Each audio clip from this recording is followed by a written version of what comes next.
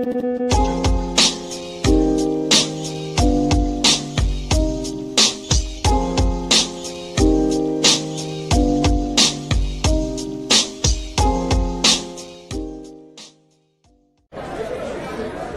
have like two random chicks holding the front door open. We're not even trying anymore. It's not even like, I just mean like they're not even like Secret Service people. It's like the girls who work here are holding the door. Even if it was the guys, it wouldn't even make it better. It's like she's fucking just like they might as well put a doorstop in. Like, they put up a doorstop and a scarecrow. All right, that was really weird. For some reason, the sound didn't translate over. I don't know if people heard it. I heard it. Okay, well, I just heard people in the background talking and not them talking. Well, there's a lot of stuff. That's a comic, a stand-up comic, right, who was conservative, I think.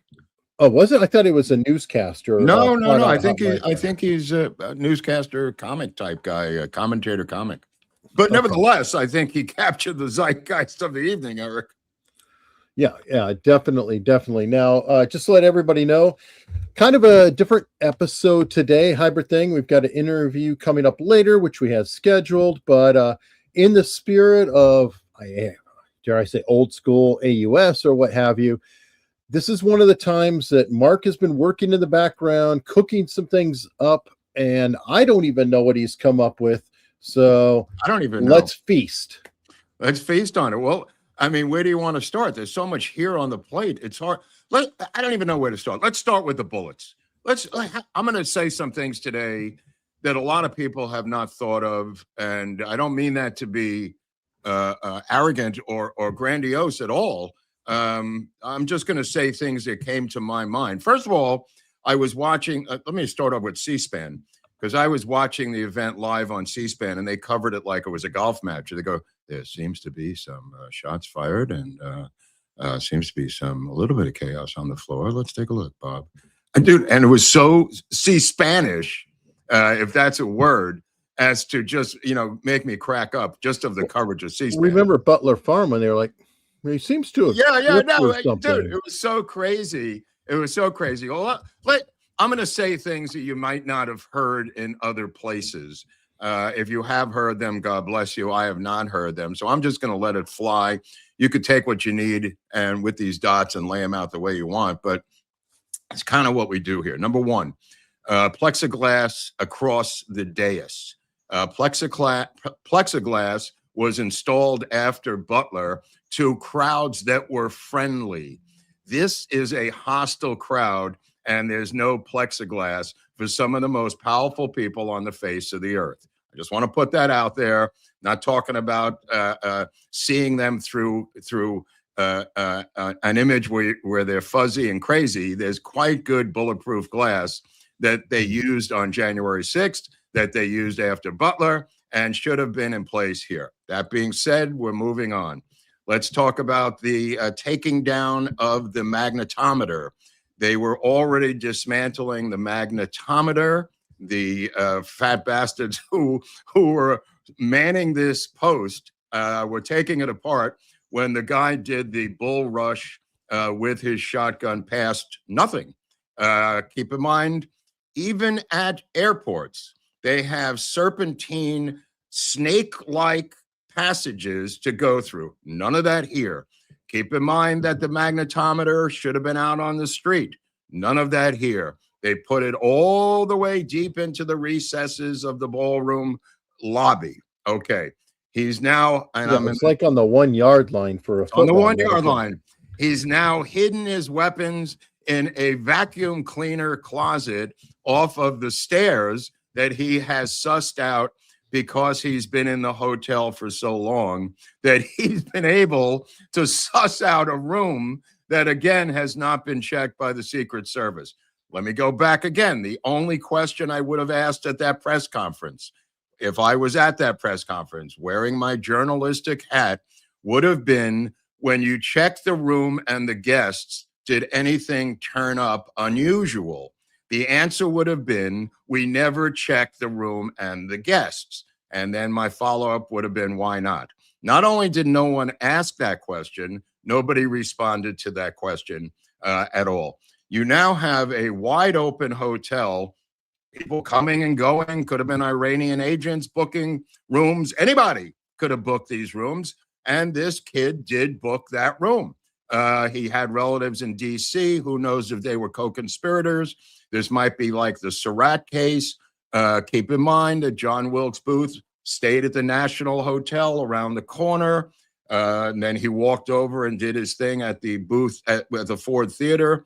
The National Hotel, oddly enough, became the museum building, which was celebrated for First Amendment journalistic rights up until about the time Trump was elected. And then they shut down the building, which I think is still closed. And now, this is the Hinckley Hotel, or the Hinckley Hilton. I'll get to that in a second. The Park Central Hotel is around the corner. The Park Central Hotel was a hotel where another guy walked over to the side of this building, and that was John Hinckley. When Reagan was coming out, before the legendary Jerry Parr pushed Lincoln into the presidential limousine within a millisecond, Reagan thought that he had broken a rib. He'd actually been shot by John Hinckley. Reagan had come out the side door. Here's Parr on the right, shoving Reagan into the limousine within 3 seconds. This was the Secret Service at their best, even though they did not anticipate the fact that Hinckley was waiting at the side service door of the Hinckley Hilton, also known as the D.C. Hilton, also the place that the Susie Wiles thought this was a safe place to have an event in a hostile crowd. I can't emphasize this enough. No crowd put together for this president, who's been at friendly rallies his entire presidential career, is more hostile than this crowd. And you could say, well, they're wearing tuxedos. They don't look so hostile. Well, when they started stealing all the liquor, my favorite video was the ambassador to the Ukraine, this blonde bombshell stealing the bottles of liquor as if they were commemorative fucking items to something that went wrong, that she will now have as a commemorative item in her house. That's a side story. Let's get back to the bull run by the guy. He's got a 500 Mossberg shotgun with a converted handle. I've got the same gun. I've got the same handle on it here in LA where he bought it. The reason he doesn't have slugs, he said, was because he was afraid of the damage that slugs would do. You could not buy a slug in California if your life depended on it. You can't even get them shipped in from another planet. So he went with buckshot. Buckshot, as many people know, the kill range probably 0 to 10 yards. You get into 10 to 25 yards, you got a lot of spray patterns with buckshot. That being said, him picking up speed and going through a non-existent checkpoint is the most bizarre thing. You couldn't do this if you were OJ at the National Airport, Eric. You couldn't blow through the checkpoint and do what this guy did. Guns out, guns blazing. Now you're going to get into the shooting arrangement, the shooting arc, the shooting pattern. There's 5 shots. Who shot the 5 shots? They're not going to tell us who the fuck shot the 5 shots. Obviously, it was friendly fire, them crossing over, shooting each other. He didn't discharge his weapon. He's carrying the shotgun, for Christ's sakes. What is he, carrying the shotgun and shooting with his handgun? It's absolutely insane. So he doesn't discharge. What happened? He tripped. The guy tripped. Now, you say, okay, so they jumped on him. They all shot each other. They're missing him at ranges of 3 to 7 feet, Eric. Like, at what point do you hit a guy with a handgun between 3 and 12 feet? Granted, it's a moving target. Granted, the lobby now is basically empty other than them standing around scratching their asses. People have made the analogy to the pilots. There was a famous crash a number of years ago where the pilots were talking about picking up chicks and flirting with the stewardesses, and the plane went down. That led to a ruling that you are no longer on the airwaves or in the cockpit allowed to discuss any matters of social interest, sports, picking up chicks, or anything else in the cockpit any longer. And if you listen to voice-activated black boxes today or cockpit dialogue, There's no more talking about picking up the stewardesses and taking them to drinks. It was quite prevalent when I was growing up. And my father, as people know, we were in the airline business. This was quite common. These guys are still doing this. The Uniform Secret Service and the regular Secret Service, not so much from the Uniform Protective Service, but from the Uniform Service and also the Metropolitan Police, as Eric and I saw in Butler, the texting back and forth. Hey, there's a guy on the roof. Take a look, Bobby. What's the Yankee score? Back and forth, back and forth. That has got to be eliminated. Also, what's got to be eliminated is this guy, Sean Curran. He has got to go. We've already gotten rid of Cheadle. That was a disgrace. This guy Curran has got to go. And I recommend that they bring in a military intelligence colonel. And I'm not saying it's got to be a colonel. I'm just picking that at random. We need someone from military intelligence at this point to come in and take over this thing and until they are fit and ready to be restored as the United States Protective Service. This is an accident that has already had 3 attempts to happen. How many more attempts do we say, oh, well, they did a great job? This insane statement over and over and over again. Well, they didn't kill him, so it was a great job. I mean, all non-essential conversations must go. You've also got feuds between, from what I'm hearing, between the Uniform Secret Service and the protective branch. So you've got that. And then you've got these principals surviving attacks is not protecting the principals. Let me repeat that. Principals surviving attacks is not protecting the principals. They survive by luck, not because you allowed this light-skinned black guy to burst through at the speed of OJ. Let me, again, go into the color of the guy's skin. That's a little outrageous, Mark. How can you say that? Well, the 2016 Washington University study indicated with 80 cops being tested with virtual reality video that they hesitated shooting black suspects at a ratio of 200 times more than a white suspect. I suggest to you they froze because of the color of his skin. And this is my opinion. You could take it for what it's worth. Study after study after study, post-2016, has indicated that cops now freeze and or hesitate in shooting a black suspect, especially in a place like Washington, D.C., as opposed to a white suspect. I will That's put the Michael Brown effect, I believe they Michael Brown effect, it's called. It has a lot of different names, but the study from Washington State University is solid as shit. 80 different cops were tested on virtual reality with video machines and everything else, with realistic video scenarios, the same result, a 200 millisecond suspension when there is a black suspect as opposed to a white suspect. Look, you could take it for what it's worth. It's just part of the thing. There's no bulletproof glass. Now, let's get into the situation with J.D. Vance, because what you saw with J.D. Vance getting yanked out of there versus the time it took for them to yank out Trump, the principal, is outrageous. It is absolutely outrageous. If you look at this guy here on the right, grabbing Vance and yanking him out of there is how it's done. And I put up this, whoever this guy is, and eventually his name will be revealed.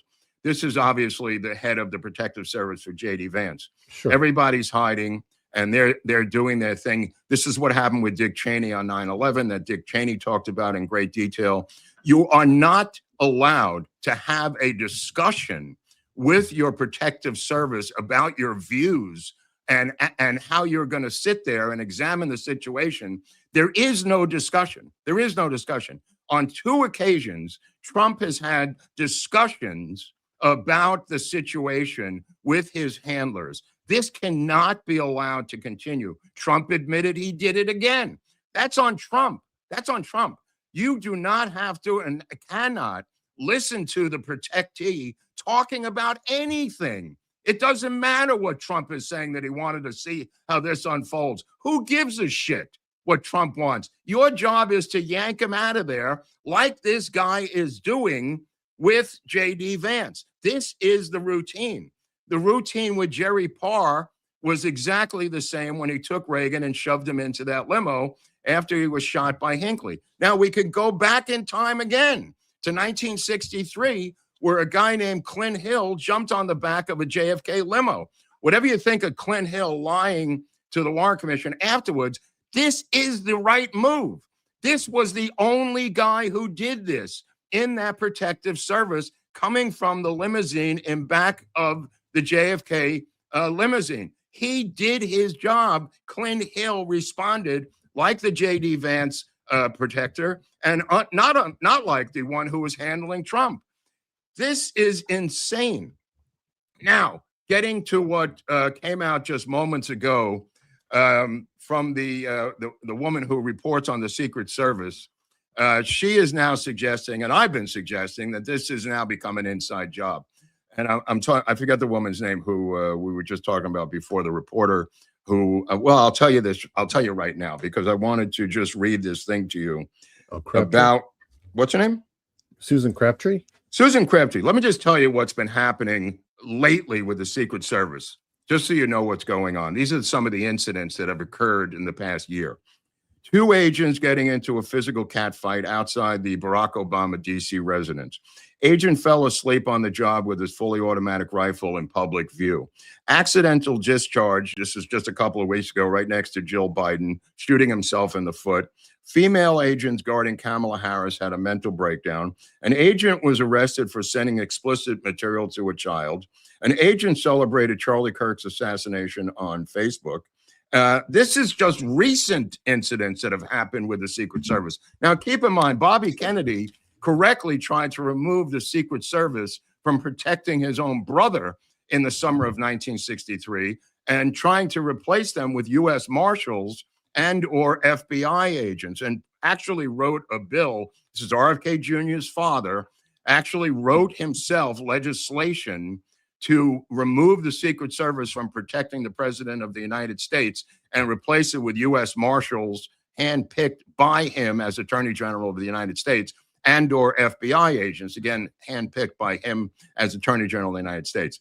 When his brother was killed, the legislation was personally killed by LBJ, his successor.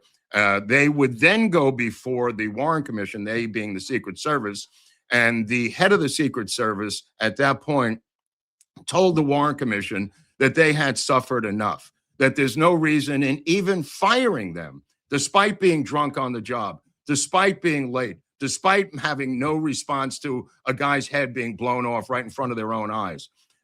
As I said, just Clint Hill responding out of instinct to jump on the back of that Lincoln and try to take care of his protectee, who happened to be Jackie Kennedy, later Jackie Onassis. Now, J.D. Vance, his protector, was that guy. His responsibility was J.D. Vance. He completely did his job. These other people, I'm watching Trump. He's like watching a movie going on. I don't know what's going on. His wife looks like she's going to faint. These guys, the mentalist is coming over and showing him tricks on index cards, and he's watching the events unfold. You are the target. You are always the target. It's not an incident out in a lobby. It's people in a lobby trying to get you. And I don't care what Trump thinks about it, that he wants to watch it. He doesn't have that option. Every single president, after they're sworn in, is told this repeatedly by the protective services. We're not here to discuss this with you. We're not going to talk about the weather. We're not going to talk about how you feel, whether your shoes are on, whether you're saying fight, fight, fight. All of that is bullshit. They are coming for this guy. He represents us, not just his own family. That's why they do this. Go ahead. I'm sorry. Oh, no, I was just going to say, as an example, for those who are saying, hey, he's the boss, he can take the orders. Does everybody remember how Elon Musk gave Donald Trump a Tesla, but Trump could not drive it because he's not allowed? So even there, in a peaceful environment, he's not allowed to drive a car because he's under protection. So he does have to listen to the Secret Service on these points. That's part of the job. And what they did with Vance was dead on. It was noticeable. I pointed out to Mark that they just grabbed, he didn't even know what was happening. He was snatched off that That's the way it's supposed to be. and just whisked away like it was a magic That's the way it's supposed trick. to be, Eric. You're right. Yeah. You're right. Now let's get into this guy who I believe is a meth using gamer. I know you say, Mark, I play games, I don't use meth. That's up to you, bro.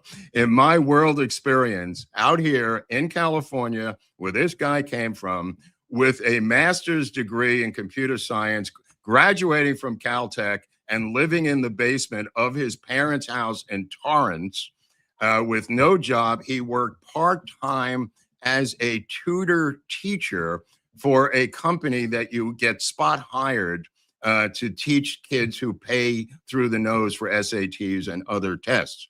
He was unemployed on the computer, working on first-person shooter videos. When you bring knives to an assassination and you run like that, and you come from a computer background and you come from a gamer background, that, my friends, is crystal meth. You're not going to hear this anywhere else but here. You could take it with a grain of salt. I don't want to hear about the fact that you don't use meth, but you love games. Not what I'm talking about. When you see knives and violence and lone people living in a basement doing video games 24/7 without a job for years, and you've got those degrees, now whether he got those through DEI, I assume is possible. His family, it's a multiracial family, blah, blah, blah. They've got various degrees. But I suspect that this guy loves himself some crystal meth. It could well be. Yeah. Now, his first-person shooter designer game world fits in with this situation, which is why I'm mentioning it. He graduates from Caltech, I think in 2017, gets a master's in computer science, I think the next year, and he can't get hired anywhere. Now, either of those degrees were DEI'd and he graduated last in his class, which is what I presume, based on previous situations similar to this, but the end result is the same. He's in his parents' basement and he's 33 fucking years of age playing video games. He goes to the No Kings rallies. He's part of repeating whatever Ted Lieu says, almost verbatim about Trump, almost word for word. This guy here on the ground was overheating. They put that tinfoil blanket on him because of crystal meth. Put that into your hopper. He sounds like a meth guy. He moves like him. He might have been okay here, but that was 7 years ago. So I don't know what happened to him afterwards, but I think this is last year as a teacher. It's class of 2025, so he is as a teacher at the graduation. Sorry. Well, anyway, this company that he worked for is a company that hires you for specific assignments as a tutor. He's not a teacher. In other words, he tutors people. It's a company that only does tutoring for tests. So the teacher of the month thing is kind of a misnomer because he was hired to tutor kids, and it's a part-time job. I just wanted to get that out there. Okay. But anyway, the fact of the matter is you've got a lot of people saying they're incompetent, the Secret Service, but you begin to look at this thing, and it doesn't matter if they're incompetent or not, Eric. This thing is 3 strikes and you're out. This is now 3 strikes against Trump. And at some point, you just have to bring in the military to guard this guy. First of all, you can't go into. Go ahead. I'm sorry. I'd say it's actually 5 strikes. It's just that 2 other ones weren't publicized. They are the Iranians. People have been locked up. So, yeah. Yeah. Let's take a look at the thing at Mar-a-Lago at the golf course. 4 or 5 shots fired by the Secret Service of a stationary target in the bushes, missing every single shot. Let's take a look at this one. 5 shots fired, missing every single shot. This guy should have been riddled with bullets, and not one of them hit this guy. He tripped over his own feet, and that's when they pounced on him afterwards. This is a human embarrassment. Person after person after person saying there was no security, the magnometer not being out on the street. When the president goes to a foreign country and stays in a hotel in a foreign country, the magnometers are out on the street. Why would they not be out on the street in your own hostile environment here? Why would you put them all the way in the belly of the beast when in foreign countries, the Secret Service protocol, even in England, is to put them out onto the street to prevent that? Now, that being said, people are just coming in and out of the hotel with their key to the hotel, the door, which could have been any Hilton hotel. It is a complete, I am so fucking over them saying they did a great job. You got to, I mean, this is on Trump too. The Todd Blanche press conference. Yeah, the Todd Blanche, everyone did a wonderful job. Fuck you. You suck. That's the reality of your job. This guy Curran has to resign or fire him. Susie Wiles has to go. She is a 75-year-old grandmother with breast cancer. When is it enough with this administration? Get her the fuck out of here. Love the lady. Let her go back to her grandchildren in Florida. This job is way too important to us. I don't give a shit what they think they're doing over there. There's a vested interest in the people that voted for this guy that needs this administration protected. That being said, who the hell brings the top 7 in the line of succession to be in one building that's unprotected, Eric? 7 in the line of succession in the same building. You could have had 5 Iranians in there going crazy. You know, people don't. You don't even need that. Can I point something out? Because I was talking to Nate about it, how, he got by with a shotgun, right? And I was like, what if he had grenades? And then Nate corrected me. He said, what if he was wearing a vest with a bomb? Look, I can only that would have been enough to take it all out. I can only point to the Bataclan killing by ISIS in Paris that took out 90 Parisians with 3 guys in a theater, to bounce off of what Eric was saying, and also the Boulevard, which was on the Boulevard Voltaire in the 11th arrondissement. ISIS killed 130 people in Paris. That was 2015, Eric. That was 2015. The idea that they have disappeared while we're in a conflict with Iran is preposterous. Preposterous. This is a wide open fucking public hotel, and we're supposed to just cross our fingers and hope that nobody gets in there. I mean, it is outrageous. They also, don't want to Go ahead, I'm sorry. As far as the target goes, yeah. Could you have a more perfect target? You have all the top people in the press right there to witness it. You would have, and nobody cares about reporters more than reporters. Right. So if they got hurt too, this would be amplified to the front of every page, every newscast, every single thing in the world in terms of a terrorist or a cell. This is a dream spot. It's a dream spot, and you're not allowed to blame Susie Wiles because she's only the chief of staff. You're not allowed to blame the protective services because they're only the protective services. You're not allowed to blame anybody. That's the way we're supposed to accept this. We're supposed to accept this happening over and over and over again. We're not supposed to learn the motives of these people. We're not supposed to do a deep dive into the assassins. They're just supposed to be convicted and put away into the dark of night. And we don't know what their role is in terms of their families and others who may be co-conspirators in this. We have no idea. We're just taking their word for it. MSNBC says it's a perfectly nice family. We're supposed to accept that. Matthew Crooks, perfectly nice family. They all lawyer up. I mean, the guy, Ruth, perfectly nice family. I mean, nobody seems to do a fucking thing about this. And it's just an accident waiting to happen. And it seems like everybody's in on it. Seems like the Secret Service. Look, it only took about 5 guys in the Kennedy assassination in the protective service to pull it off. And we can maybe get Vince back in a couple of weeks to talk about it. But you don't need the entire Secret Service, schmucks. You just need a handful of them within it to make these things happen. And we saw that with JFK, how they only had about 5, 6, 7 guys, but you don't need more than that in positions of power and authority within the organization. Yeah. And what you need is a tight, small Praetorian guard that surrounds you every fucking waking minute in public.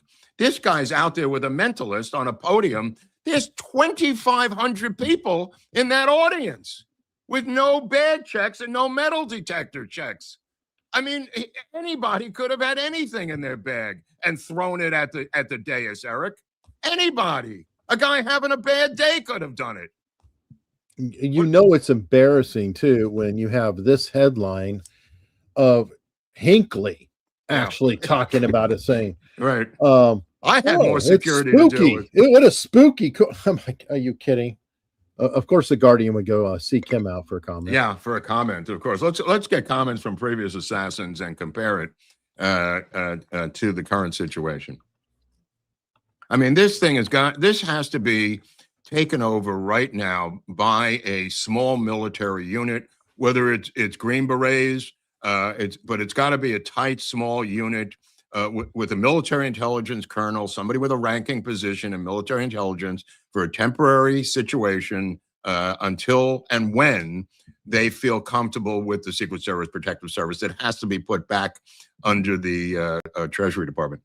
I hate to say it, it normally wouldn't, but there is another place that you can get support, and that's the CIA, who also does protective services, especially internationally. Well, that's another option. Keep in mind, Department of Homeland Security tried to send someone in there to the chief of staff of the DHS, tried to send in someone to oversee the Secret Service and was rebuffed through a phone call from Curran to Susie Wiles, who rebuffed the Department of Homeland Security from taking over. And that was only a couple of weeks ago. You're never going to find out how many people in the Protective Service hate Trump's guts. You're never going to find out how many in the Department of Homeland Security hate his guts. You're never going to find out. You got guys betting on betting markets that we wouldn't get, or we get Maduro so he could make $400,000 in betting markets. I mean, this is a sieve. You're never going to clean them all out in 3 years. So you have to focus on protecting the chief of state. I mean, the head guy. And you saw it with Vance. Vance should not even have been there, for Christ's sakes. Why does J.D. Vance, the successor in the line of succession, have to be sitting on the same day as one grenade could have taken out the top elements of the United States government, for Christ's sakes? Yeah, and I don't think vice presidents typically attend this event. No,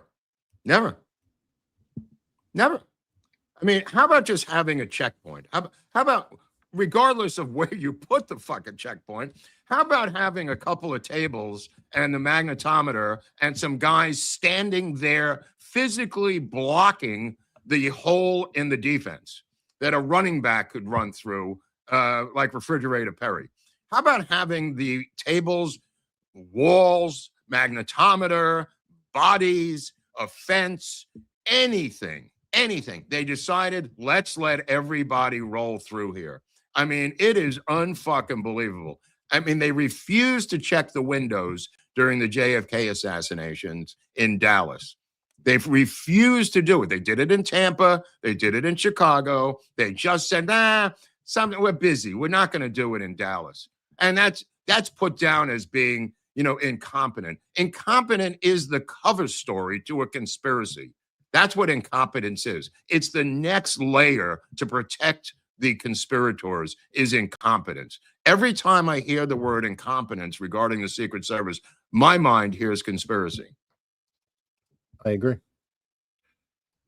I definitely agree. I mean, it's 161 years ago this year since Lincoln was killed by John Wilkes Booth on April 14th, 1865. And yet we still have not figured out how to protect the presidents of the United States. It's just insane. It's just insane.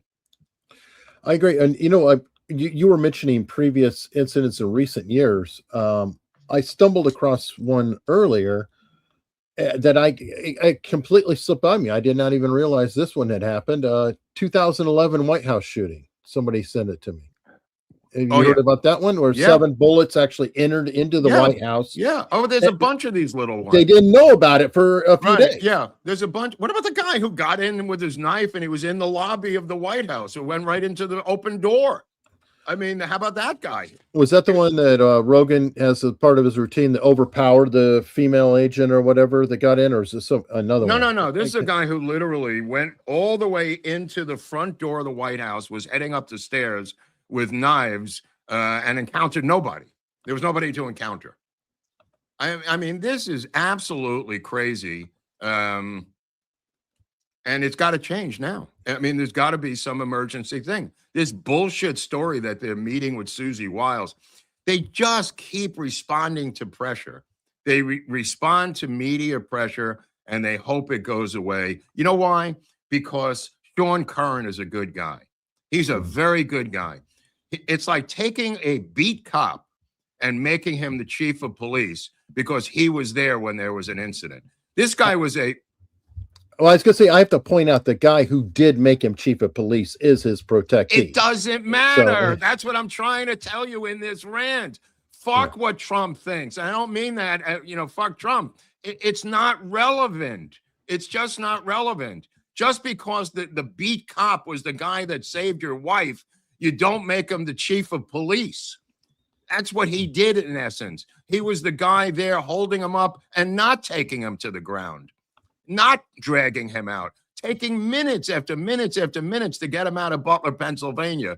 And that guy is named the head of Secret Service. He doesn't have the administrative background to do it. He might be the greatest guy in the world. It's meaningless, Eric.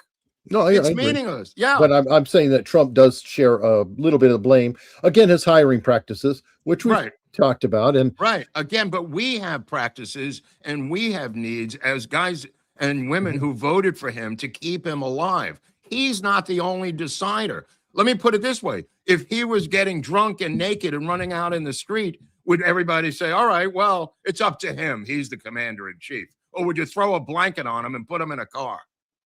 Give me a break. All right. Well, we actually happened a little bit sooner, but we have somebody who can fill us in a little bit on Todd Blanche himself. Oh, that's right. And what is going on there, and kind of roll into other news, maybe with the SPLC, etc. Do you want to do a little introduction on Jonathan Gross? He's been on Jonathan the channel Gross. before. I will, off the top of my head, a former rabbi who converted to a lawyer. He didn't convert religions, but he gave up his shul and synagogue, which I think was in the middle of the Midwest somewhere, right? In the middle of Nebraska. I think there's a movie with Gene Wilder based on this, of about a cantor or a rabbi who goes out west, which you can look up as a comedy movie with Gene Wilder.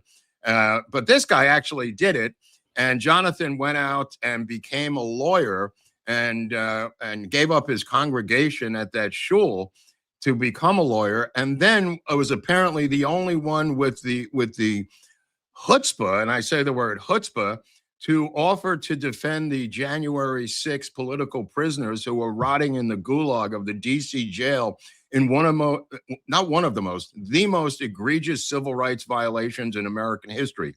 Really? The most? Yes, bigger than the Japanese, where FDR had them in internment camps playing softball. Yes, I believe it was bigger than that. I believe it was bigger than the McCarthy scare and the 10 people who were sent to jail for being communist. Yes, I think it's bigger than that. When you put all these people into the gulag without trials for over a year, and the only one willing to defend them for numerous reasons is our guest coming up now, Jonathan Gross, who had the chutzpah to do this.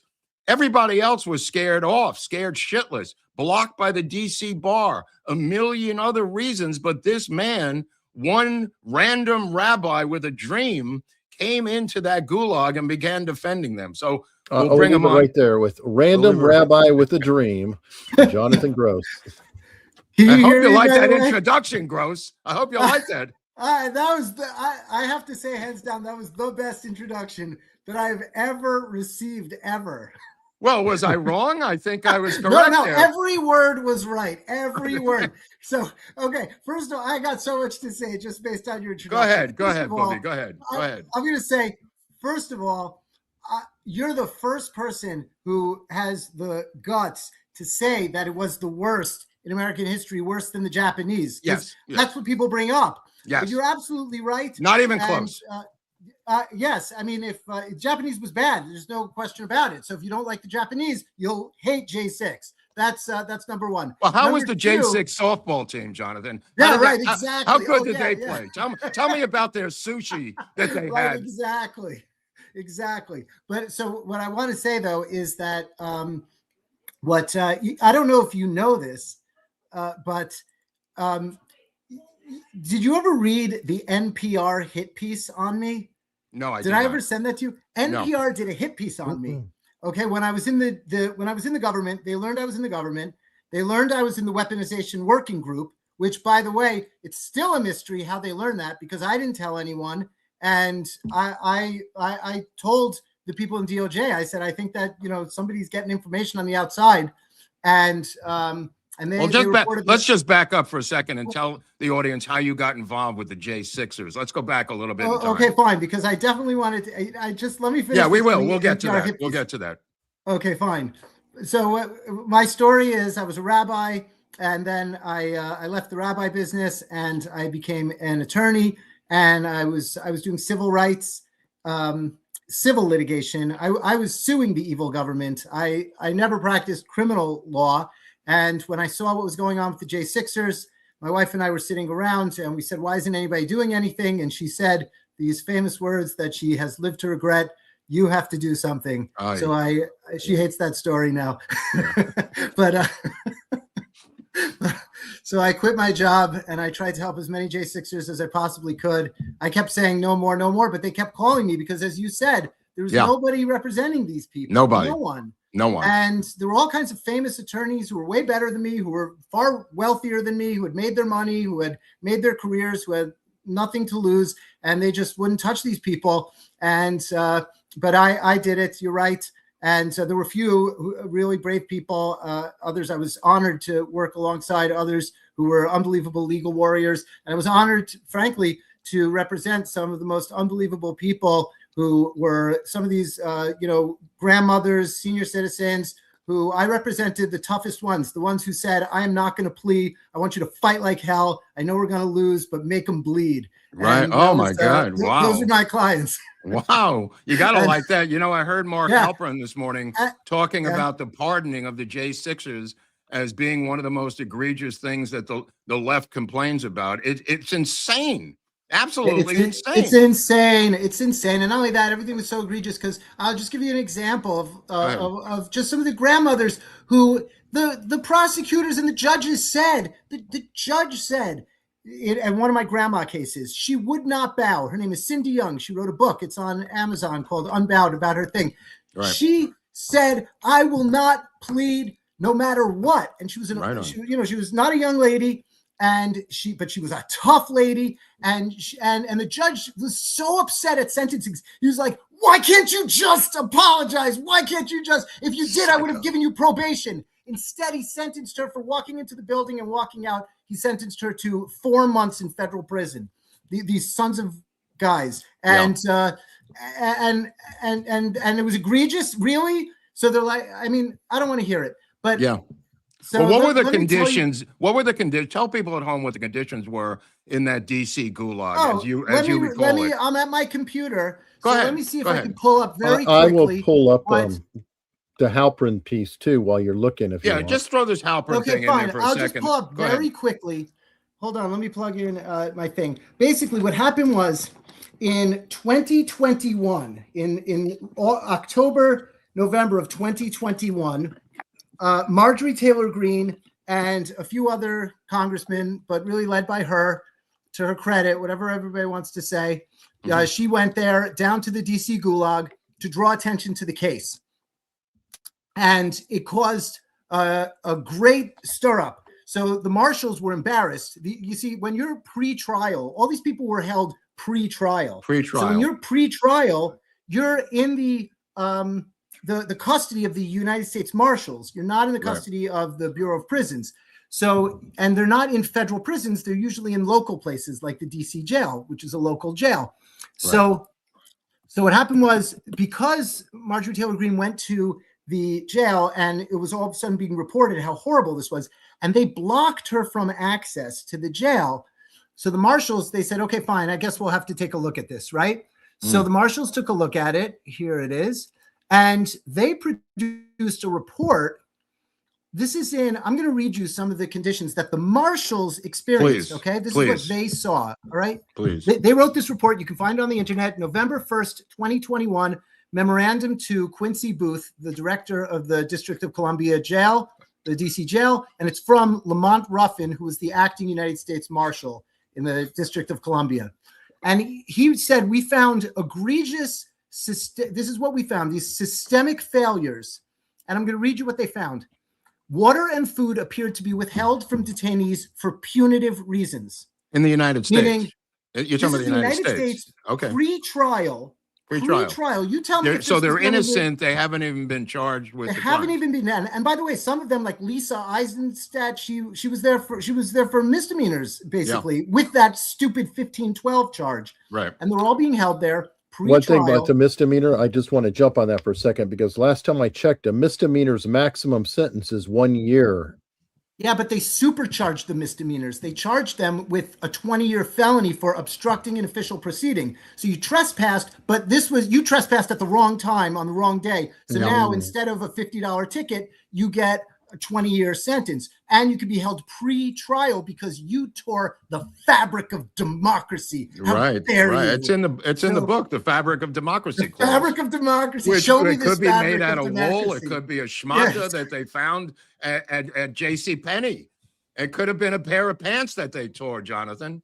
No, it was the fabric. The fabric of democracy. My grandmother used to use a sewing machine on Mott Street, sewing the fabric of democracy in 1921. So think about this. They're American citizens held in this gulag. By the way, they were taken from all over the country. So you're ripped away from Arkansas, from California, from Oklahoma, and they throw you in this gulag. And then they punish you by withholding food and water. That's what the U.S. Marshals wrote in their report. Next. It gets worse, by the way. Okay. Inspectors observed large amounts of standing human sewage, parentheses, urine and feces, in the toilets of multiple occupied cells. The smell of urine and feces was overpowering in many locations. Now, think about that. You're in a little box of a cell with another person, and the toilet is not in another room. It's smack in the middle of your little living space, and it doesn't flush. And it's overflowed, and there's all of your feces are floating in it. They found that. This is in the United States Capitol, Washington, D.C.? This is a mile away from the White House. The White House. Exactly, jail, the White House. Right? Yeah, this is the D.C. jail where they also put the And by the way, go ahead. and this was while the Republicans were in charge of Congress. Right. Okay. And the White House. And by the way, I got to tell you, it wasn't just J6 who were in the DC gulag. Hundreds of just regular people are there, most of them black. All of these were reported in the memoirs of the Watergate burglars, who were also put in there under federal waiting trial. Right, and that's in like the 70s, and they described the same conditions in 1972. Exactly right. So listen more. The water, but this is the U.S. Marshals. I mean, this is really, this isn't just a prisoner grieving. The water in many of the cells within South 1 and North 2 had been shut off for days, inhibiting detainees from drinking water, washing hands, or flushing toilets. Now, I'm going to stop right here to say something else, which is crazy. I heard this from the guys inside. Yeah. After Marjorie Taylor Greene came, they blocked her. They let her come into like limited areas, but then they really ultimately didn't let her come. But what ended up happening was the marshals were coming. And now the marshals are responsible for this. I mean, they're the ones who were putting all these people there for years, right? Yeah. So the marshals came, and what they did was that they told the jail. So there were two units, CDF and CTF, whatever that means. So they moved all the people out of CDF and put them into CTF. They let the marshals into CDF, and then at the same time, they blocked them, or the marshals, I think there was, in my opinion, possibly some collusion going on, but the marshals didn't go into the other unit. Then they gave all of the J6ers like cleaning supplies, like bleach and everything, and they said, clean this place up like crazy. And they were all put to work to clean up the other place as best they could before the marshals came in. So you have to understand. Didn't the Nazis do this with the camps when the Red Cross was visiting in 1942? Remind me that you said that when I tell you later what I was going to say about NPR. But anyway, so what happened was, so this report is after they had notice and they did their best job to clean it up. Oh my this God. Is after the cleanup job. Oh my God. So let me tell you, I mean, it's crazy. Next, DOC staff confirmed to inspectors that water to cells is routinely shut off for punitive reasons. Wow. Wow. Oh, talking back to the CO, to the where was Alan Dershowitz during this? Turning off the water. Where was William Kunstler and Alan Dershowitz and all of the civil rights attorneys of the ACLU, Jonathan? Let's go more. Food delivery and storage is inconsistent with industry standards. Hot meals were observed served cold and congealed. Jail, I'm going to go quickly because it gets worse and worse, but I want to read the whole thing to your audience. Yeah. Jail entrance screening procedures were inconsistent and sloppy. Evidence of drug use was pervasive, and marijuana smoke and odor were widespread. What? The facility had a strong smoke and odor of marijuana. Now, I've been told, by the way, that they were being kind because there's also fentanyl in these cells. Right. Now, where do you think this stuff is coming from? You think from that the guards, from the guards from the outside world? Of course. Was there a Sergeant Schultz there who said, "I see nothing"? That I don't know about. Is that? Too many references. You're too smart. I'm sorry. But go on. Go on with your report, Rabbi. This is crazy. Okay, detainees had observable injuries with no corresponding medical or incident reports available to inspectors. Meaning they saw people injured and they said, "How did this guy get injured?" Like, So DOC staff were observed antagonizing detainees. They couldn't help themselves in front of the marshals. They couldn't stop while the marshals were there. Can you imagine what goes on when the marshals are not there? When they're not there. Here's the worst. This one everybody should have gotten the death penalty for. DOC staff were observed not following COVID-19 mitigation protocols. Oh my God, that's insane. In a gulag? That's outrageous. Honey, get me Solzhenitsyn on the phone, please. Solzhenitsyn, the numbers on the files. Oh my God. Okay, so obviously these people lived in incredible. Oh, hold on. Go ahead. This is several DOC staff were observed directing detainees to not cooperate with UMSMS. One DOC staffer was observed telling a detainee to, quote, "stop snitching." Don't be a snitch. Snitches get stitches. But the guards were the people in the prison were like, "Oh my gosh, this place is a hell!" And they said in front of the marshals, "Stop snitching." Now, I just want to point this out: the people in the prison committed alleged crimes that were far less than a person obstructing the marshals during an investigation like this. And how many people do you think went to jail because of this? Take a guess. I'm going to say 100. A round number. I'll go with a round number. 100. Yeah. How about 0? Okay. Oh, so anyway, my God. You asked me about the gulag. That's the gulag. And has anybody been held accountable for the torturous conditions? Not at all. Not the Bureau of Prisons director, not the head of the DC jail, not the head of the guards union. Tell me the people have been held accountable. I'll tell you something else. I would get J6ers out of the gulag after this. Years later, by the way, this happened in 2021. As late as November of 2024, I had a guy who was still in the gulag, and I would email, and this happened every time. It was the same playbook, but I would email and I would say to the prosecutors, "How could you have him there? Get him out now." And they would silence. And I would write them emails, which one day I'll share, which said, "You are the reason that the Holocaust happened." Yeah, that's not an exaggeration. I said, "You are the kind of people that are will allow a Holocaust. You are Nazis." And I have these emails. There were no response. We get to court. I would say, "Your Honor, I know it's exactly going to happen. I've been saying for a month that they need to get him out of there and filing motions. We're here now in court. They're going to bring some official from the jail to come up, not under oath, and just tell you, Your Honor, everything, we'll have to look into it." And then mysteriously, and you'll adjourn it for today, and then he'll be moved tomorrow. Did he think you were Kreskin predicting the future? Did he think you were the amazing Kreskin? And then they would say, "Oh, Agent Smith, do you want to talk about this?" "Oh yeah, Your Honor, we're not aware of these allegations, but we'll let you know." Then the next day, boom, the guy would be moved. So I was able to get people out of the Gulag. The Gulag was the only prison on January 20th at night when President Trump gave the executive order to let everybody out. The Gulag was the only one that didn't let them out until like 5 days later. They're like, "Oh, there's a mix-up with the paperwork," and it was it was ridiculous. What was the average length of time that untried people stayed in the Gulag? There were people untried in the Gulag until the last day, I think. There was right? 4 years. Yeah, there were people who were.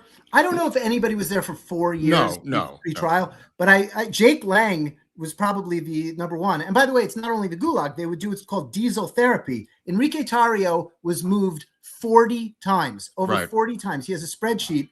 He told me he made like an Indiana Jones type map using AI, which shows him like tracking all over the country. They should make a board game out of it. Well, that's what Con Air was about. They were doing that for years. They would move federal prisoners around the country using just to gin up the contracts or something and make money. No, they to actually get them to to squeal, to get them to rat other people out, to hide them from authorities. Multiple reasons that they used Con Air. Yeah, it's horrible. All right, so I just want to show this clip from this morning that Eric was just queuing up from Halpern this morning. I hope that's true. Yeah. It's hard for either side to turn down the temperature because they feel aggrieved by the recent past and they feel emotional about it. And I can't believe how much time some of you spend on X and elsewhere being angry about what you consider false equivalency on the left and the right. Okay. There's no equivalent to 3 assassination attempts against Donald Trump for recent Democratic presidents. There's no equivalent for Charlie Kirk's assassination on the left. There's no. He would have been good if he stopped there. Right. Equivalent for January 6th or the pardoning of the January 6th people convicted for actions. Okay. He not only could not find anything to balance that out, he had to go to the pardoning of J6ers as if that had any connection in any galaxy to the assassination attempts on Trump and the assassination success of killing Charlie Kirk. That's how far this guy had to go up his own rectum to find an equivalent idea.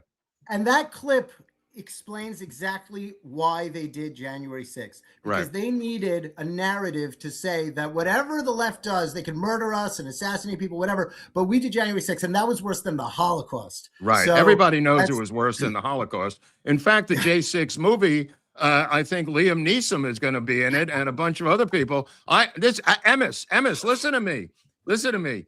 Sean Penn is making a J6 dramatic film, not a documentary. Sean Penn is in the works making a film from reliable sources I have. I can't even understand what they're going to put Jacob Chansley with the horns and they're going to make him. The horn guy is being played by Liam Neeson. No, that would be sympathetic character. Liam Neeson will play like some like. Well, he's playing against type. He's playing against type. They need to do like what's his name, Kevin Costner, to be the attorney who's determined to get these J6ers despite all of the opposition by the courts and nobody. Well, that would be Jack Smith. Kevin Costner is Jack Smith. Right. Yeah, there you go. Okay, so how did you get out of this mess and get into the DOJ? How did that happen? DOJ. That's so. Let me.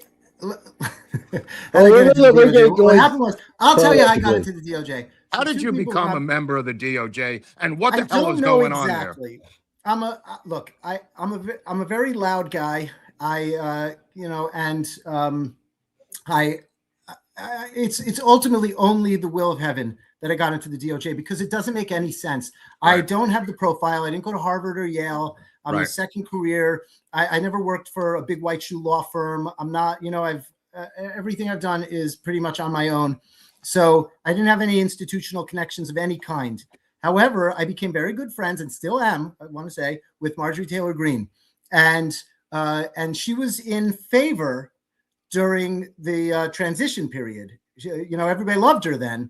Right. And every time Trump would appoint a person or nominate somebody for some kind of position of any kind, Marjorie would meet that person and then put me in a chat with them That's funny. tell that person, like, this is the most amazing lawyer. You have to put him in DOJ. You have to. She was like a maniac around saying that I had to get in, and I'm very grateful to her for that. And there was another individual who is also a great American who was also slandered, by the way, as being an anti-Semite. His name is Paul Ingracia, and he's not an anti-Semite at all. He's a wonderful guy, and he was in PPO, and he was a friend of mine also through J6. He was very sympathetic to that, and he kind of, I think, pushed me through a lot as well. So somehow I got in. And what did you do when you got in there, other than redecorate? I just yelled. I went from office to office. I'm not exaggerating. I went from office to office, knocking on doors, yelling like I'm yelling now, and saying, "Do you know about J6? Do you know what happened?" Well, do they know about it now, or? Oh, did they ever? There's no plausible deniability. Right on. Right on. Wow. Wow. Okay, so that was your main theme, was J6. It wasn't just J6. By the way, Okay, tell me, what else did you get involved in? I wanted to get to the bottom of J6, and I also wanted to get to the bottom of all of this business because there's tons of people. There's weaponization going on right now. Wow. Right now, under Todd Blanche's thing, the same kind of tactics, because it's all the same people. And I'm going to give you an example that I speak about a lot. Go ahead. These are the kind of cases that I bring forward. So there was a lot of outrage on X in the summer of 2025 when I was in DOJ, because there was a guy named Kirk Moore, a doctor in Utah, who helped like thousands of people get a vaccine card without taking the vaccine. So somebody squealed on Dr. Moore, and the Biden administration arrested him and prosecuted him for 2 years. And this man was a hero. I mean, he was a hero, and they prosecuted him. Anyway, the prosecution continued. It continued all the way through the Trump presidency, and he was on trial in July of 2025. So Trump has been president now for 7 months. Wow. And the trial is going on in Utah. Federal trial. This is under DOJ.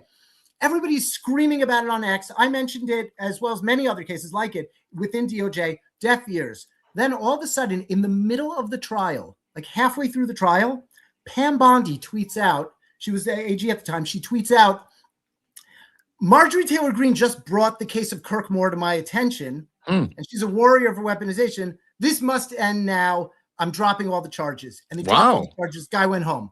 Now, mind you, the guy's life was destroyed.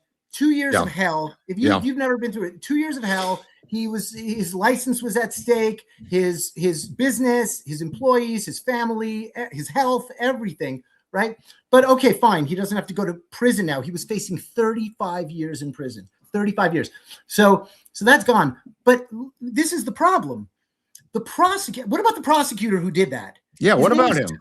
His name is Todd Boughton, Bouton. He went to Harvard, by the way. I didn't. Right, He went to Harvard. Right. So I looked into his other cases that didn't make it to Twitter, okay, that didn't make it to X. There's a guy named Nicholas Cioto. I've never met him. He is, I think, in jail right now.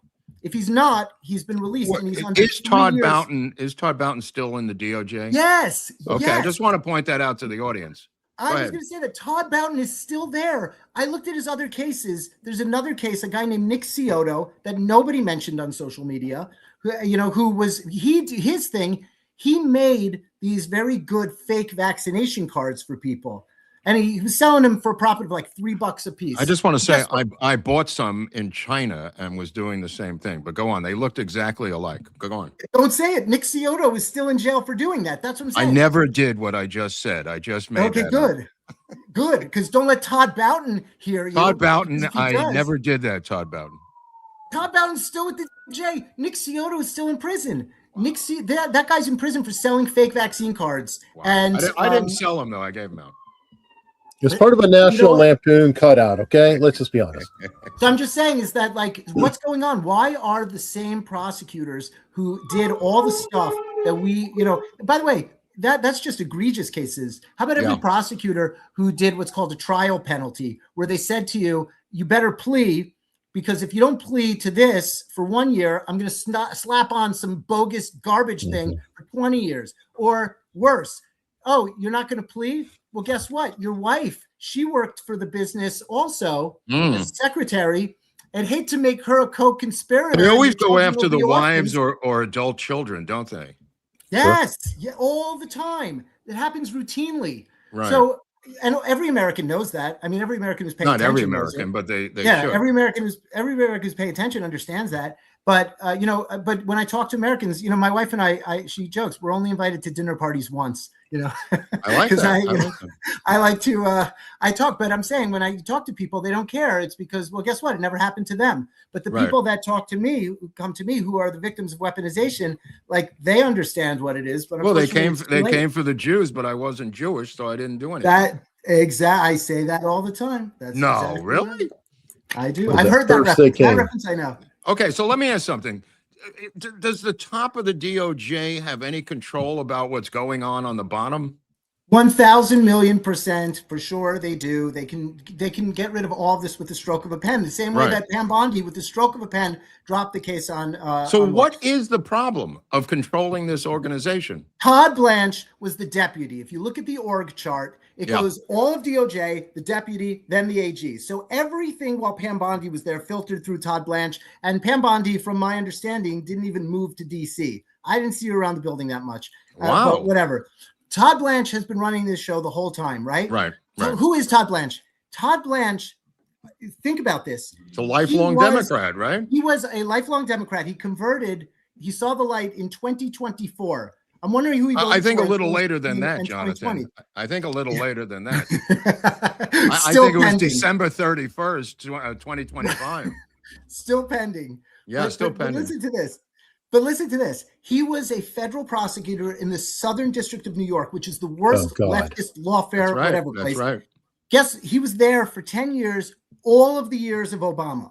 Right. All of the years of Obama. And also, also working with Weiss, one of the most egregious prosecutors. He was there when SDNY prosecuted Dinesh D'Souza. Yes. Do you know about that prosecution? Of course. Dinesh wrote about it in his book. Of Basically, course. some nonsense crime that obviously they did. He donated $50 to a candidate. Like $50, right? Exactly, and he did it because whatever it was, exactly, very good. And so what happened was, and they did it because he made a movie about Obama that Obama didn't like. It was obviously tit for tat. I mean, it was obviously retribution. So Todd Blanche is sitting there in SDNY as a senior prosecutor when that happened. Now I ask you, one of two things: either he was totally oblivious to this high-profile case that's going on in the office next door, or he knew about it and didn't care. Okay. Either one of those things disqualifies him from being AG. Then it gets worse, though. He leaves and he goes to Wilmer Hale. Okay, you know Wilmer Hale isn't that a white shoe firm? It's a white shoe firm. He was a partner there because when you're a federal prosecutor, what do you become a partner the day you sign up or something? Of course you do, because all of high stakes, white collar, weaponized criminal defense is lobbying. Yes. You hire the firm that has the former federal prosecutors who are friends with the people who are currently indicting you. They have lunch together and then they work it out. But if you just Google, I'll Google it myself. Go ahead. If you Google Wilmer Hale executive order, I want to read you what President Trump wrote about Wilmer Hale in an executive order on March 27th, 2025, right before Todd Blanche joined. Yeah. Basically, my administration is committed to addressing the significant risks associated with law firms, particularly so-called, quote, big law firms engaged in conduct detrimental to critical American interests. Okay. Now I'm going to go down to the skip down, right? Lawyers and law firms that engage in such egregious conduct should not have access to our nation's secrets, nor should such conduct be subsidized by federal taxpayer funds or contracts. Wilmer Hale is yet another law firm. This is written by the, I got one of these things I can't read. No, get rid of this. Come on. What is going on? Stupid White House website. Okay, but like this an is ad in front of it. the White. The point is that the White House put this out. The White House, so the White House puts this thing out, and basically they say that they're engaged in obstructing efforts to prevent illegal immigration that led to crimes and trafficking deadly drugs within our borders and the casualty of American citizens. And they also discriminates based on race and they were involved in all kinds of election interference. And all of this was in President Trump's executive order on Wilmer Hale. Anybody could look it up. It's outrageous. So so he worked for Wilmer Hale. That was his job. Well, when he hired Blanche, did he hire him as an independent counsel? Independent no, he hired lawyer? him because at the time he was with a firm called Cadwalder. Cadwalder was another firm that was just like Wilmer Hale, and they didn't get the executive order written against them because after Wilmer Hale and a couple others got it, a couple other law firms, including Cadwalder, if I'm not mistaken, they settled with President Trump and they said, "Okay, we'll behave." We'll behave. The point is, he worked for both of them. He worked for both. He worked for two left-wing, crazy law firms. Every friend he has in the universe is a Democrat based on his own lifestyle. Sure. Wait, I'm wondering if he ever met a Republican before President Trump. Is a Democratic phone number. How did this guy? How did this guy get this job? I don't know. So I saw somebody was touting he's like, he put everything on the line to represent President Trump. I'm like, oh really? Did he do that pro bono? Yeah, he did it pro bono, and Trump never paid the bill. And the 95 indictment shows you a success story that no man could possibly achieve. He was 0 for 39. 0 for 39. He's one of the greatest lawyers of all time. If he had hired me, I can guarantee that if I couldn't have done better, at least it would have been a lot cheaper. Right. But President Trump. So how did this guy get appointed deputy attorney general? And now people are, and notice nothing happens for a year and a half. When he's in charge de facto, he cock-blocked every single thing for a year. Now he's going to make some noise and do nothing for the next 3 years. Well, no, he's drawing attention for Comey. He's got but I'm saying he's going to make some phony noise. He'll make some noise. Let me give you an example. He's going to throw some names out there. He went after the SPLC, right? You all heard that. Oh, it's great. The SPLC. Right. Read the indictment. I did. Indictment. I did. Oh, he's frozen up. Look, they got him with that indictment. As soon as he said it, SPLC, he was frozen. I don't know what he's going to. I don't know what he was going to say, but the reality of it is, the indictment does not have a person's name on it. Can you hear me? Oh, he's back. Go ahead. There he is. Yeah, nobody's listed except for the SPLC. That's what I just said. I just said the same thing. So basically, if there's a trial, who's on trial? Tell the sits in the chair. Who's going to sit in the chair? I said it the day it happened. Who's going to go to jail? Go ahead. According to the indictment, the SPC is up for, you ready for this? The maximum they can get? 320 years in prison. 320 years. Those corporate documents will sit in a jail cell, right? And we'll all be maybe in the gulag. Maybe it will be no food or water. It'll be sitting in that smelly jail cell. I guarantee you, a week before, the SPLC is completely looted. If you went to the building right now, there's nothing. There's like an empty warehouse. You can only thank Todd Blanche for that. If there's any money in the bank, it's going to go to criminal defense attorneys who are going to just churn the money. They've probably already billed $1 million. It's all going out the window. And then it'll declare bankruptcy. So the trustee will be Sullivan and Cromwell. And then Sullivan and Cromwell will get $1 billion for everything. Well, it's going to go to the ACLU and other NGOs. They're going to split up the money. No, you missed one. Go ahead. They're going to raise money on being persecuted by the rampant king in the White House. Well, I think even that money will be diverted because it's just going to go and it's going to funnel. ACLU. Yeah, it's just a bunch of lawyers who are making all the money. As soon as I read that indictment, I thought the same thing. There's nobody's name on the top of the. People are like, "Well, they're going to seize all the assets." I'm like, "Listen, buddy, you're not getting that money. You're like, it's not like we're all going to get a check." I'll tell you something. I remember when the Scientology seized the assets of the Cult Awareness Network, which was run by a bunch of Orthodox Jews, by the way, who simply answered the phone and said Cult Awareness Network and would direct you with information in New York where to go about your complaint. They sued the Cult Awareness Network that didn't have any pockets at all. So they ended up with their files and the office and the phones. So when you called the Cult Awareness Network after the lawsuit, Scientology answered the phone and said, Cult Awareness Network, how can I help you? And well, that's the strategy of the Onion and InfoWars, potentially. Yeah. Of course. It's everything. It's all All right. grift So and we're now, all losing. now let's move to chapter 7 in your story. You're in private practice. You started a new private practice. I'm back in private practice, jonathangrosslaw.com. Check it out. Where are you? In Maryland or something? I'm in Baltimore, but I practice all over the country. I fight Right. weaponization wherever I find it. Right I on. fight the evil government. Right. That's Now, what I where do. can we find you? Is there a Twitter handle or a logo, or where do we find you if we have legal? JON_GROSS. Okay. And is there a website where they can come to you with their documents? Jonathan Grosslaw at jonathangrosslaw.com. That's it. Okay, and that's an easy handle to find. Okay, if you people have documents, whistleblowers, complaints about the backdrop of his phony books, anything that you have going on here, you can contact Jonathan Gross, who we're going to have back in a little while, in a couple of weeks, maybe next month, to talk about some updates on where we are. Jonathan, again, thanks for coming by. You're a mensch and a maven, and I can only recommend the movie.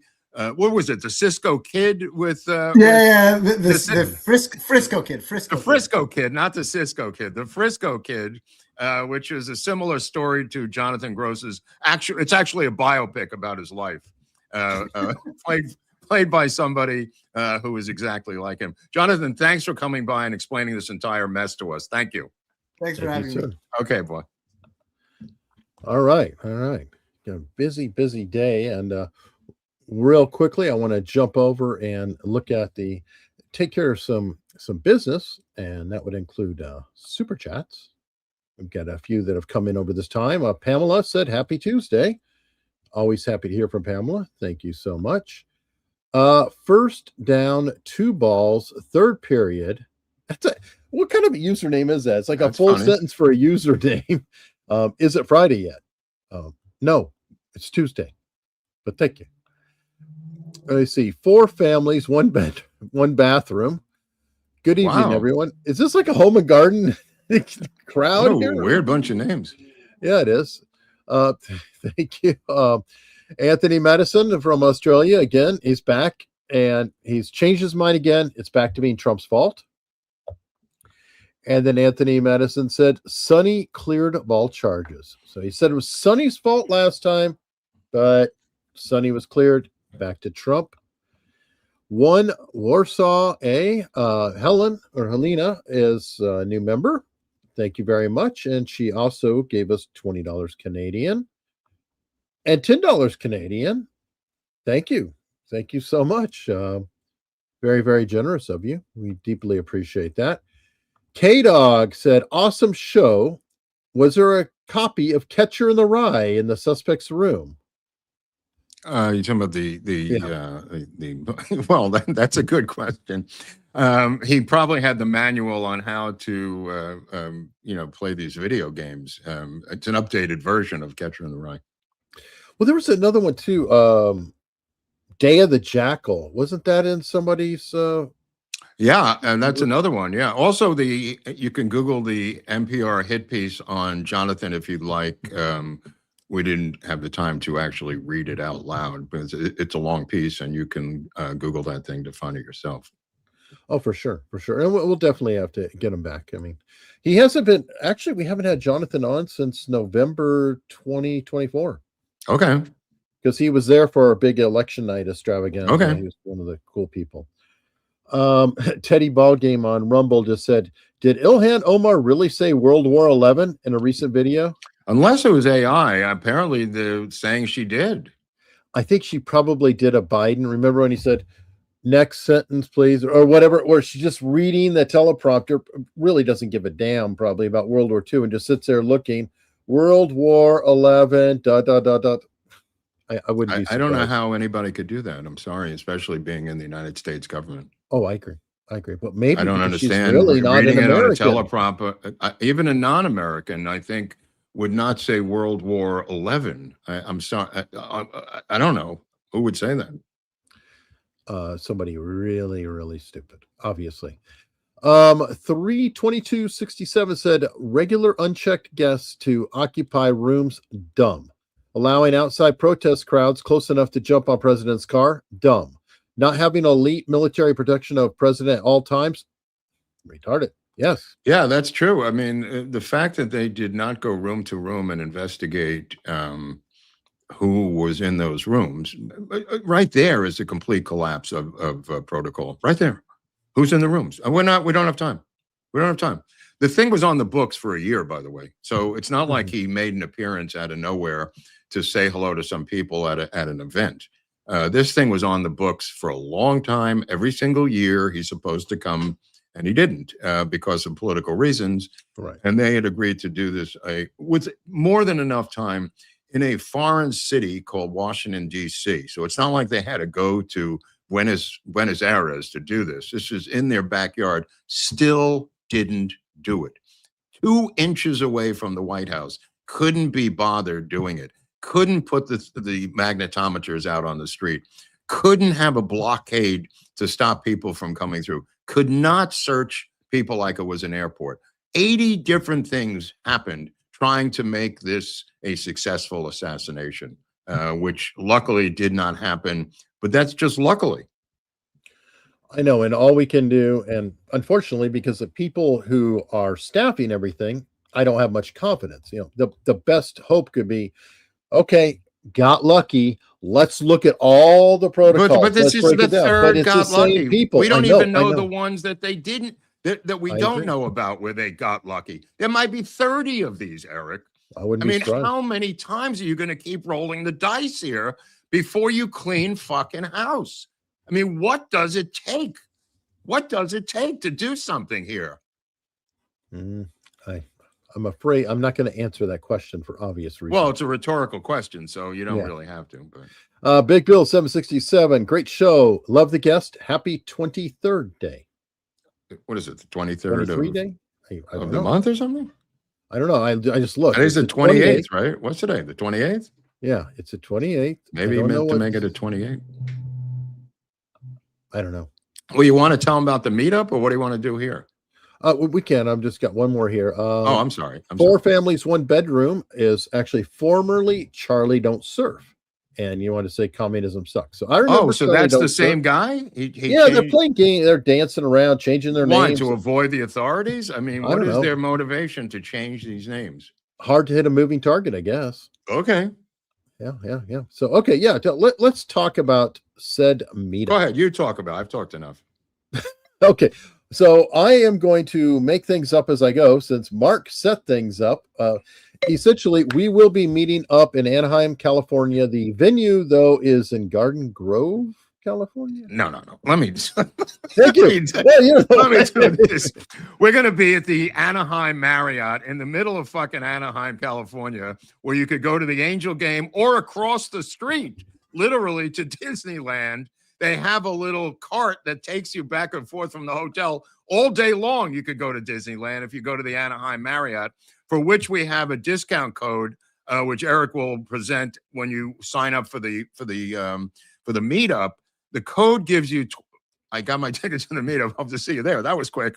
No, he's already had it for a week and a half. The secret code will get you 20% off of a room at and this is an incredible hotel, the Anaheim Marriott, which is in the middle of Anaheim, California, in Orange County, perfectly safe, gorgeous Orange County, across the street, literally from Disneyland. It's a great. Yeah, we're going to Torrance to the guy's house. In fact, his family's coming over. I think they bought tickets already. The guy's family, they're trying to repent. But yeah, it's a magnificent hotel.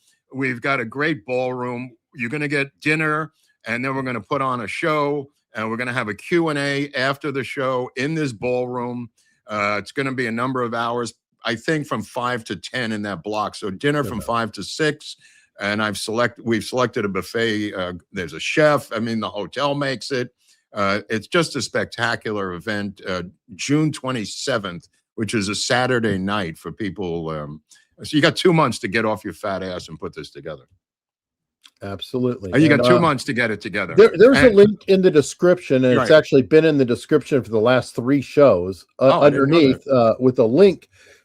to where you can buy tickets. I'm building it out to, give, more information or whatever, but you can already buy tickets. And the reason why I want to say that is there may be a ceiling on the tickets. So definitely get in there, get the tickets as soon as possible. Again, there's a link wherever you're watching. Just look below in the description. There's a link right there. There's also the code, the secret code. You don't have to stay at the Marriott, but if you want to get the discounted code, I will put it up on that same site. At the Marriott. And then there's many hotels in the area because it's Disneyland. So you can stay wherever you want. They're literally an inch away. There's a trillion hotels there. But I would move quickly because the World Cup is coming this end of June to the region, and it's the summer, and it's Disneyland, and the usual things that go with SoCal. Yeah, it's definitely busy. You can watch the Angels play the Yankees also if you want. I don't know who's in town that weekend, but the Angels stadium is right there too. All right. Well, somebody's saying what dates? It's June. Oh my God! Stop writing and listening. June 27th, Saturday night. The dinner starts at 5:00. When is it, Mark? I don't understand. What happened? That's fine. What happens? What time? 27th. I was busy typing. No problem. No. How do you fly in? The best airport it's code SNA, but John Wayne Airport is the closest. Yeah. But the other airports aren't terrible. LAX is further out, and then there's another one in there too that's a little bit further, but there's John Wayne Airport, there's Orange County, there's a bunch of little airports nearby, and Ontario, I think, is a no, that's all the way out. That's pretty far out there. Yeah. Well, I know John Wayne Airport is that's a good one. If you could get there, if you get to John Wayne, that would be great. But the worst case scenario is LAX, which is, you get out of there and you head south, right? Which is not that far. I mean, it's not that far from LAX. No. Let me see. Okay. Al Gonzalez jumped in saying, another Secret Service failure is no surprise to me or colleagues in NYPD Intel. Our consensus is it won't be the last. They let the dinner organizers have too much say in how the event is run. Right. I'd like to address that because I forgot to say that, Al. Thank you for pointing that out. The dinner organizers were the ones who placed the magnetometers where they were. Now, who are the dinner organizers? The biggest enemies of Donald Trump on the face of the fucking earth. The press organization that was hosting this were the ones that were dealing with the Secret Service and having friction and pushback.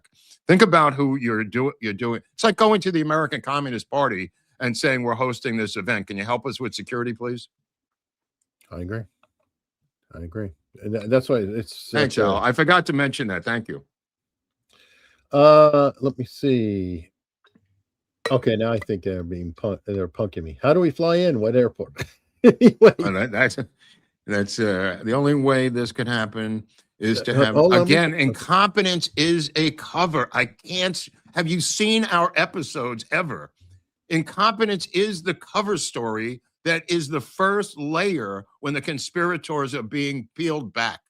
Okay, what Mark was answering was the only way this could happen is to have incompetent people running the defense replace them all. Yeah. Big Bill 767S said, I donated $23 this day. Great show. So that's what the 23 is. How would we know that? I mean, what are we, Kreskin? Big Bill does odd numbers all the time. I don't know but they stand out. So but he's going to fly in his own jet into John Wayne Airport. Maybe he will. John Wayne Airport is a great little airport, by the way. Yeah, that's how I've flown in last time. It's nice. Easily. And then Kathy, our realtor in Jersey, said, awesome show and wish I could make the meetup. Well, you got 2 months to figure it out, Kathy. It's not you got every day planned for the next 6 months of your life. It's one day, for Christ's sakes. You can't make it? Yeah, you never know. Get down there to Newark. Now, that's a crazy airport. You go down to Newark Airport, it's every man for himself down there. Well, you know what you could do while you're trying to, figure it out and plan things out. It might help if you have a little bit of coffee. Yeah, that'll drink some coffee, look up different flights, look up the area, say, hey, what else do I want to go do when I'm there? Do I want to go to so many things there? Yeah, go ahead. Well, we have 2 blends of coffee that you can always consume while you're doing that. That's, of course, America's Untold Story Supreme Breakfast Blend. And we also have the Magic Bullet Blend, as I've stated numerous times. Very smooth roasted coffee, which I drink black, so it keeps the calories down. I always have cream earth coffee. I don't need it with this because it's not burnt. It actually just tastes very rich and robust. A bunch of new people have been buying it and trying it, and I'm hearing great results. I just wanted to share that. I literally got a DM yesterday saying, wow, a bunch of new orders have come in, and it's new names and new people. So if you have ordered the coffee, please comment below, and comment on the site itself. Leave reviews. There's a ton of reviews. Don't take my word for it. Take everybody else's word for it. I think you will definitely enjoy it. Finley Sello says, does Anaheim Marriott pick up at John Wayne Airport? I don't know. They don't. Okay. Oh, don't take that back. I don't know. You're going to have to check that. I don't know. I'm sorry. Some of them do. Yeah, I don't know. I mean, not every Marriott does. That's why even in that area, that's why I said that. You're going to have to check with the Anaheim Marriott on that. Yeah, definitely do that. Silent J 1966 said, RIP OPEC and NATO. Is the UN next? We hardly knew ye. Yeah, somebody just pulled out of OPEC. I think it was United Arab Emirates. UAE? UAE, I think. Yeah, we'll have to look that way up because that is significant. Yeah, the whole thing's coming apart. The whole region is being restructured because of what Trump is doing. Definitely. I agree. So, all right, now we are going to shift over to locals. Now we're going to locals now? Yeah, we're all over, man. We're moving. We're moving. I'm exhausted. I got to look at Twitter in the meantime. All right, I'll see you over there. Okay, we'll see you on locals.